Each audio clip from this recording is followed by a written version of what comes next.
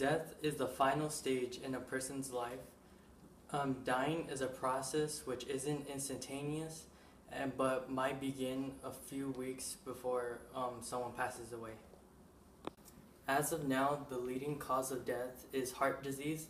Coming in second is cancer. Since death is a general process, certain parts of the body stop functioning before others.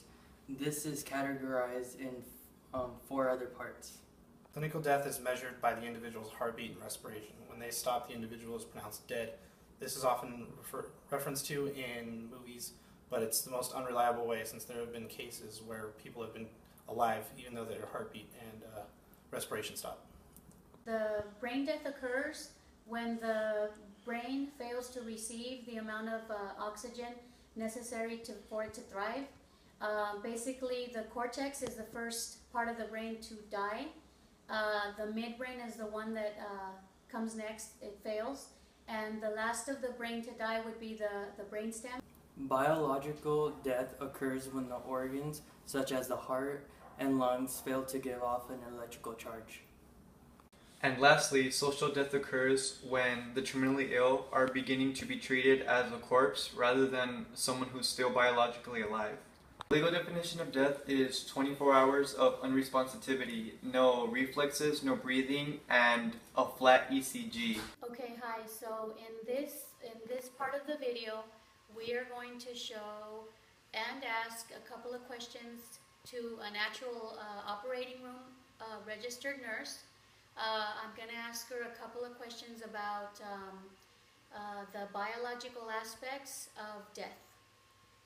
Hi, in this portion of the video, I am going to introduce Mrs. Anna Decay, and she is a registered nurse, and she works in an operating room. Okay, so my first question to you, Mrs. Decay, I'm going to ask if any of your terminally ill patients have ever asked for assistance in suicide, or have they ever asked for euthanasia from you guys? Personally, no, I haven't come across a patient who had asked to help to complete their journey or euthanasia. No. Most of them are still hopeful that there will be a miracle and they will survive, but I have not. Okay, and so my next question is, have you experienced any of your co-workers with a lack of empathy towards the terminally ill patients that you have worked with? Have you seen any, Personally, I have not come across any of my colleagues or co-workers who have not shown any empathy. You take care of these patients day in, day out, and you just get attached to them after a while, and of course you have to show most of them show empathy, and have not come across any co-workers who hasn't showed any empathy or sympathy towards a terminally ill patient. You get attached to them, not only to the individual but to the family too. With part of the social death process, yes. Does the family make sure that the corpses, that actually the terminally ill patient is still treated with dignity to the end? Yes. Okay. She just don't want to alienate the individual as if they don't no longer exist, because they are still there, and as all the patients I've come across with, there's always hope that there would be a miracle and they would survive this ordeal, not unless they're in a lot of pain, that they would want this pain to end. But most of the patients I've dealt with are hopeful and would like to live longer. Okay, great. What terminally ill illness have you come across with most of your patients? Most of them are the patients I've dealt with terminal illness had cancer. One patient I had lung cancer, liver cancer, and I also took care of a patient who was HIV, who had pneumocystic carni, and this was years ago, and had passed away within months. But mostly it's patients with cancer, especially liver cancer and lung cancer. I had a patient who had liver cancer who within 2 months had passed away. Grief is a very difficult feeling to conquer and is closely tied to fear. We live in a society that fears death because it's imminent and it's something that we're all going to have to go through. That said, recently grief has been getting a lot of attention, and it's linked to family dynamics, religion, and society and how it goes.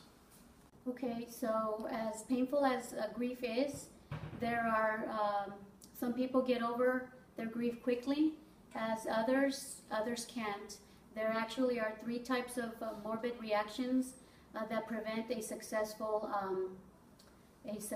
way to conquer your fear of death. The first one is delayed reaction. It is when your feelings are suppressed for your sadness, your grief, anger. It could be put away for days, months, or years, and it won't surface. It could surface up into any kind of different feelings, like it could come out as anger, it could come out as depression. This happens quite often. Disordered reactions occurs when an individual begins to adopt traits of the deceased. They also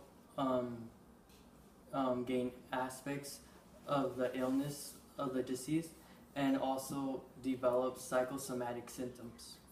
Pathological mourning occurs when the grieving process is prolonged and intensified. People that have pathological mourning are usually mentally unhealthy, and they develop habits like making a shrine out of the deceased person's objects. Psychologists agree that grief is actually a healthy part in the mourning process, and it gives people the ability to understand their own mortality as well as everybody else's, and it also helps people into the transitioning of thinking the world as a place where the deceased are no longer present.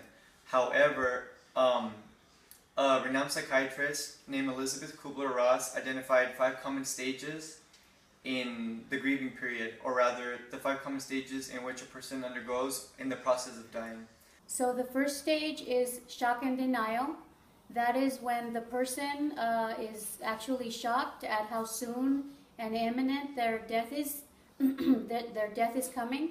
So what they do is they start denying it, and they say, okay, well, if it's not, if I don't think about it, it's not going to happen.